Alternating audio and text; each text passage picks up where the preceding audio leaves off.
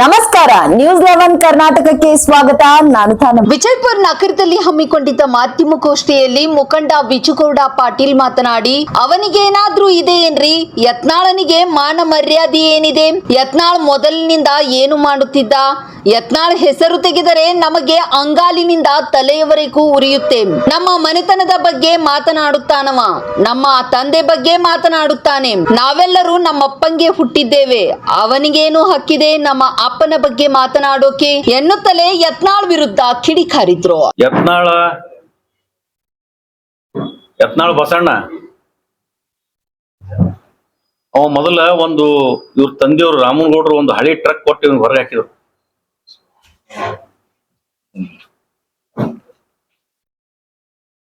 ಆ ಟ್ರಕ್ಕಿನ ಮೇಲೆ ಪುಣ್ಯಾತ್ಮಂದು ಜೀವನ ನಡೆದಿತ್ತವ. ನೀವೊಂದು ಇತಿಹಾಸ ತೆಗೆದು ನೋಡ್ರಿ. ನೀವು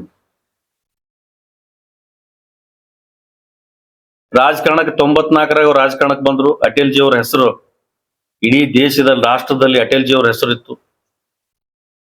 ಬಿಜಾಪುರ ನಗರದ ಒಂದು ಸಿಟಿ ಟಿಕೆಟ್ ಕೊಟ್ರು. ಅದ್ರ ಮೇಲೆ ಒಂದು ಉಜ್ಜನ. ಇದಕ್ಕೂ ಮುಂಚೆ ಒಂದು ಸರ್ದೇಶ್ ಪಾಂಡೆ ಅಂತೇಳಿ ಒಬ್ರು ಇಂಜಿನಿಯರ್ ಇದ್ರು ಬಿಜಾಪುರದಾಗ. ಸರ್ದೇಶ್ ಪಾಂಡೆ ಅಂತೇಳಿ MLA ಉಸ್ತಾದ್ ಅವರು ಮಂತ್ರಿ MLA ಇದ್ರು. ಅವರು ಸ್ಟಾರ್ಟಿಂಗ್ ಉಸ್ತಾದ್ ಅವರು ಇದ್ದಾಗ ಸರ್ದೇಶ್ ಪಾಂಡೆ ಅವರು ಇಲ್ಲಿ ನೌಕರಿ ಮಾಡ್ತಿದ್ರು. ಆ ನೌಕರಿ ಮಾಡ್ಬೇಕಾದ್ರೆ ಆ ಪುಣ್ಯಾತ್ಮ ಈ ಏನ್ ಬಸಣ್ಣ ಇಲ್ಲ ತೋಟ ಮನಿ ಕಟ್ಟನಲ್ಲ, ಅಲ್ಲಿ ಆ ಜಾಗ ಕೊಡಿಸಿದವನು ಸರ್ದೇಶ್ ಪಾಂಡೆ. ಇವನಿಗೆ ತಿರ್ಗಾಡಕ್ ಏನೂ ಇದ್ದಿದ್ದಿಲ್ಲ. ಇವನಿಗೆ ಸುಮ್ಮನೆ ಯಾರ್ದೋ ಹೆಗಲ ಮ್ಯಾಗ ಇಟ್ಕೊಂಡು ಹೊಂಟಿದ್ದ ಇವ.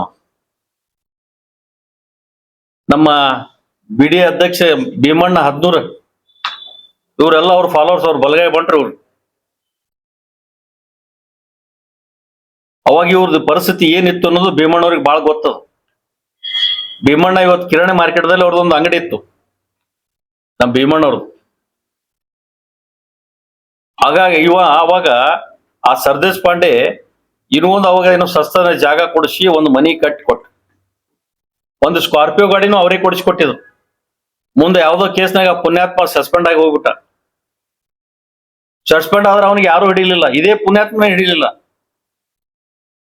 ಅವ ಅಲ್ಲಿ ಇಲ್ಲಿ ಹೋಗಿ ಏನೋ ಬೆಂಗಳೂರದಾಗ ಅಲ್ಲಿ ಹಿಡ್ಕೊಂಡು ಮಾಡಿ, ನಮ್ಮ ಹಿಂದೆ DC ಇದ್ರಲ್ಲ ರಾಕೇಶ್ ಸಿಂಗ್, ಅಸಿಸ್ಟೆಂಟ್ ಕಮಿಷನರ್ ಆಗಿ ಇಲ್ಲೇ ಇದ್ರು ಅವ್ರು ಮೊದಲು. ಅವ್ರ ಥ್ರೂ ಹೋಗಿ ಬೆಂಗಳೂರದಾಗ ಹೋಗಿ ಅಲ್ಲಿ ಏನೇನೋ ಮಾಡಿ ಸೆಟ್ಲ್ ಮಾಡಿ ಅಲ್ಲಿ ಏನೋ ಪಾಪವ ಜೀವನ ಮಾಡಕತ್ತ. ಯಾರ ಕಾರ್ಯಕರ್ತರು ಇವತ್ತು ಬಗ್ಲಿಯರ್ ಇರ್ಬೋದು, ದರ್ಬಾರ್ ಇರ್ಬೋದು, ನಾಡಗೌಡ ಇರ್ಬೋದು, ಆ ಶಿವನಗೌಡ ಇರ್ಬೋದು, ಭೀಮು 14 ಇರ್ಬೋದು, ಇವ್ರು ಯಾರ್ಯಾರು ಏನೇನು.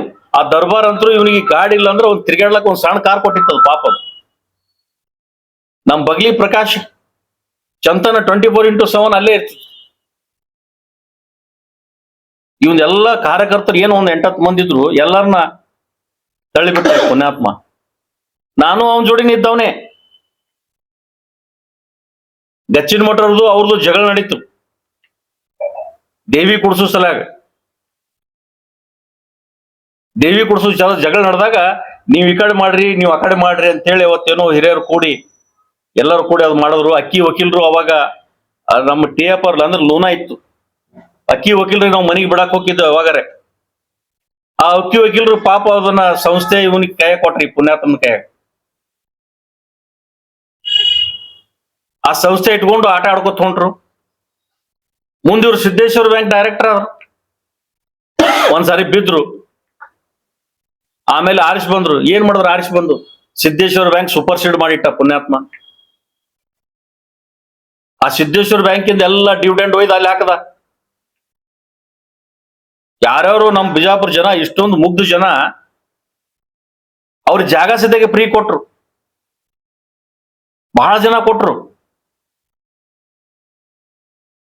ಇವೇನ್ ಸತ್ಯ ಹರಿಚಂದ್ರ ಅವ ಆಟ ತಿಂದನ, ಇವ ಇಟ್ಟು ತಿಂದನ, ಅವ ಆಟ ಮಾಡ್ತಾನ, ಅಲ್ಲಿ ಇವನಿಗೆ ಸಿಗಂಗಿಲ್ಲ. ಹೊಸಣ್ಣ ನೀ ಏನ್ ತಿಂದ್ಯಪ್ಪ, ನೀ ಏನ್ ಮಾಡಿದ್ರಿ, ನೀ ಹೆಂಗ್ ಬೆಳೆದಪ್ಪ ಅಂತ ನಾ ಕೇಳ್ತೀನಿ. ನಾವೊಂದು ವಿಚಾರ ಮಾಡ್ರಿ, ನೀ ಬೆಳಿಲಿಕ್ಕಿಟ್ಟ ಕಾರಣ ಏನಪ್ಪ? ನೀವು 1.5 ಕೋಟಿ ರೂಪಾಯಿ ಗಾಡಿ ತಿರುಗಾಡ್ತಿ. ನಿನ್ನೊಂದು ಸ್ಕಾರ್ಪಿಯೋ ಕೊಡಿಸೋ ಪುಣ್ಯಾತ್ಮ ಒಬ್ಬ ಕಾರ್ಯಕರ್ತ. ಒಬ್ಬ ಸಣ್ಣದೊಂದು ಕಾರ್ ಅದು, ಯಾವುದು ಸಣ್ಣ ಕಾರ್ ಅದು, ಮಳಿದು ಹಳಿದು 800 ದರ್ಬಾರ್ ಕೊಟ್ಟಿದ್ದು, ಅವೆಲ್ಲ ಹೋದು. ಈಗ ಅದನ್ನೆಲ್ಲ ಹೋದ ನಂತರ ಇವತ್ತು ಪರಿಸ್ಥಿತಿ ನಿನಗೇನಾಯ್ತು? ಏನೋ ದೇವ್ರು ನಿನ್ ಕೊಟ್ಟನ, ಮುಚ್ಕೊಂಡು ತೊಡೆ ಮುಚ್ಕೊಂಡು ತಿನ್ನು. ನೀನ್ ಸತ್ಯಹರಿಚಂದ್ರ ಇದೆಯಾ? ಬಿಜಾಪುರದಾಗ ನಾನು ಕಾಶ್ಮೀರ್ ಮಾಡಿ ಸಿಂಗಾಪುರ್ ಮಾಡೀನಿ. ಎಲ್ಲಿದ್ ಮಾಡಿದೆ ಸಿಂಗಾಪುರ? ನೀನ್ ಮನೆನ್ ತಂದೆ. ನಮ್ಮ ಭಾರತೀಯ ಜನತಾ ಪಕ್ಷ ಯಡಿಯೂರಪ್ಪ ಸಾಹೇಬರು ಬಸವರಾಜ ಬೊಮ್ಮಾಯಿ ಇದ್ದಾಗ ಅನೇಕ ರಗಡ್ ಫಂಡ್ ಕೊಟ್ರು. ಇಡೀ ಜನ ಮಾತಾಡ್ತಾರೆ ಕಾಂಟ್ರಾಕ್ಟರ್ ಬೈವತ್ತು. ಯಾರಾದ್ರೂ ಕೊಡಕ್ ಹೋದ್ರೆ ಕಗ್ಗೋಡ್ಕ್ ಹೋಗ್ರಿ, ಇಲ್ಲಿ ಕಗ್ಗೋಡ್ಕ್ ಹೋಗಿ ಅಲ್ಲಿ ಅಲ್ಲಿ ಅದಾವಲ್ಲ ಏನು ದನಗಳು, ಗೋಶಾಲೆ ಕೊಡ್ರಿ, ಗೋಶಾಲೆಗೆ ದನಗಳು ರೊಕ್ಕ ತಿಂತಾವ? ನಡಿಯಪ್ಪ ನಾವೊಂದಿಟ್ಟು ರೊಕ್ಕ ತಗೊಂಡ್ಬರ್ತೀನಿ, ದನಗಳು ತಿಲ್ಲಿ.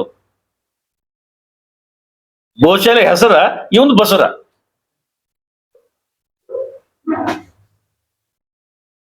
ಹಿಂಗಾಗಿ ಶ್ರೀಮಂತಾಗಿ ಇಲ್ಲಿ ಕೋಲ್ಡ್ ಸ್ಟೋರೇಜ್ ಮಾಡ್ದ, ಎಲ್ಲ ಕಡೆ ಬ್ಯಾಂಕ್ ಮಾಡ್ದ, ಸಿದ್ಧಶ್ರೀ ಬ್ಯಾಂಕ್ ಮಾಡ್ದ.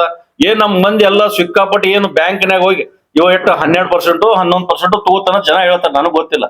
18% ಲೋನ್ ಕೊಡ್ತಾನ. ಸಿಕ್ಕಾಪಟ್ಟಿ ದುಡ್ಡು ಎತ್ತಿ ಇವತ್ತೇನೋ ಒಂದು ಬ್ಯಾಂಕ್ನಾಗ ನಂದು 15,000 ಕೋಟಿ ಅದ, 20,000 ಕೋಟಿ ಅದ. ಅರೆ ಮಾಡಿರ್ಬೇಕಪ್ಪ ನೀನು. ನೀನು ಮಾನ ಮರ್ಯಾದೆ ಇಟ್ಕೊಂಡು ಮುಚ್ಚಿ ತಿನ್ನು, ನಿನಗ್ ಬೇಡ ಅನ್ನಂಗಿಲ್ಲ. ಹಿಂದುತ್ವ, ಹಿಂದೂ ಹುಲಿ. ಯಾವ್ದ್ರ ಹಿಂದೂ ಹುಲಿಯಪ್ಪ? ನೀ ಹಿಂದೂ ಹುಲಿ ಆಗಲ್ಲ, ನೀ ಇಲಿ ಇದೀನಿ. ನೀ ತಿಳಿದಿರ್ಬೇಕು ನೀನ್ ಪುರ್ತಕ. ಮತ್ತೊಬ್ಬರ ಬಗ್ಗೆ ಮಾತಾಡೋದು ಬಿಟ್ರೆ ಇನ್ನ ನಿನ್ ಬಗ್ಗೆ ನನ್ನ ಬಲ್ಲಿ ಬಾಳ ಅದಾವ. ನಾ ಅದ್ರ ಮಾತಾಡಬಾರ್ದಂತ ಹೇಳಿ ನಾ ಸುಮ್ಬಿಟ್ಟಿನಿ. ಮತ್ ನಾವ್ ಎದಕ್ಕೂ ಅನ್ಸಂಗಿಲ್ಲ. ನಾವ್ 3 ಮಂದಿ ಅಣ್ಣತಂಬ್ರು ಹೋಗಿ ನೀ ಏನ್ರಿ ಇದೇ ಮಾಡ್ದಿ ಒಂದ್ಸರಿ ನಿನಗ್ ಬಂದು ನೇರವಾಗಿ ಕೇಳ್ತೀವಿ, ಎಲ್ಲಿ ಹಿಡಿದು ಕೇಳ್ತೀವಿ. ರಾಜಕಾರಣ ಒತ್ತಟಿ ಬದುಕಿರ್ಲಿ. ನಮ್ಮ ಅಪ್ಪನ ಬಗ್ಗೆ ಮಾತಾಡ್ತೀನಿ. ನೀನು ಬಿಜಾಪುರ ನಗರದಾಗ ಹೋಗಿ ನಮ್ಮ ಅಪ್ಪನ ಬಗ್ಗೆ ಕೇಳು, ನಿಮ್ಮ ಅಪ್ಪನ ಬಗ್ಗೆನೂ ಕೇಳು. ರಾಮನಗೌಡ್ರ ಬಗ್ಗೆ ನಾವು ಮಾತಾಡೋ ಚಕ್ರ ಶಬ್ದ ಮಾತಾಡಂಗಿಲ್ಲ, ಮಾತಾಡೋ ಅವಶ್ಯಕತೆ ಇಲ್ಲ. ನೀನ್ ಹೆಂಗ್ ಬಳದ್ ಬಂದಿ, ನೀ ಹೆಂಗ್ ಶ್ರೀಮಂತ ಆದಿ? ನಮ್ ತಂದೆ ಹೋಗ್ಬೇಕಾದ್ರೆ ನಮ್ಗೇನ್ ಬೀದಿಯಾಗಿ ಬಿಟ್ಟು ಹೋಗಿದ್ದಿಲ್ಲ. ನಮ್ ತಂದೆ ಆಸ್ತಿ ಮಾಡಿಟ್ಟಿದ್ರು ನಮಗ. ಅದನ್ನೆಲ್ಲ ಬಿಟ್ಟುಕೊಂಡು ಈ ರೀತಿ ನಮ್ಮ ಮನೆತನದ ಬಗ್ಗೆ, ನಮ್ಮ ತಂದೆ ತಾಯಿ ಬಗ್ಗೆ ಮಾತಾಡೋದು ನಿನಗ ಶೋಭೆ ತರಂಗಿಲ್ಲ. ಇದು ನಿನಗೆ ಎಚ್ಚರಿಕೆ ಗಂಟೆ ಅಂತ ಕೊಡ್ತೀನಿ. ನೀ ಎಲ್ಲರೂ ವೇದಿಕೆ ಮೇಲೆ ಇತ್ಕೊಂಡು ನೀ ಮಾತಾಡಕತ್ತಿ, ನಾವು ಯಾವಾಗ ವೇದಿಕೆ ಇರ್ತೀವಿ ಗೊತ್ತಿಲ್ಲ. ಇದು ಹುಷಾರಿರು. ಇಷ್ಟೇ ಹೇಳಕ್ ನಾನು ಬಯಸ್ತೀನಿ. Thank you. ಸಾಗನೇರಿ ಅಂತ ಹೇಳಿ ಒಂದು ಊರು ಬರ್ತದ ಜತ್ತದಲ್ಲಿ. ಇವ ಬಿಜಾಪುರದವ ಅಲ್ಲ, ಯತ್ನಾಳದವನು ಅಲ್ಲ. ಇವ್ರು ಏನೋ ಹಿಂದೆ ಇವ್ರು ಮುತ್ಯಗಳು ಬಂದು ಯತ್ನಾಳಕ್ ಬಂದು ವಾಸ ಮಾಡಿದವರು. ಇವ್ರು ಪಾಟೀಲ್ ಅತ್ತಿ ಇವ್ರಿಗೆ ಯಾವಾಗ ಬರ್ತಿವ್ರು? ಇವ್ರದೊಂದು ಇತಿಹಾಸ ತೆಗಿಬೇಕು ಅವಾಗ. ಇವರು ಅಡ್ಡೆಸರ ಧರ್ಮ ಕಡ್ಲಿ. ಇವರು ಮಹಾರಾಷ್ಟ್ರದಾಗಿರೋ ಜತ್ ಕಾಗನೇರಿ ಎತ್ತಿ ಊರದು. ಇವ ಬಿಜಾಪುರ ಜಿಲ್ಲೆ ಯತ್ನಾಳ್ ಗೌಡ ಅಲ್ಲ, ಕಾಗನೇರಿ ಇವ. ಇವ್ರಿಗೆ ಮಹಾರಾಷ್ಟ್ರ ಹೊಡೆದು ಕಳ್ಸ್ಬೇಕು ಇವ್ನಿಗೆ.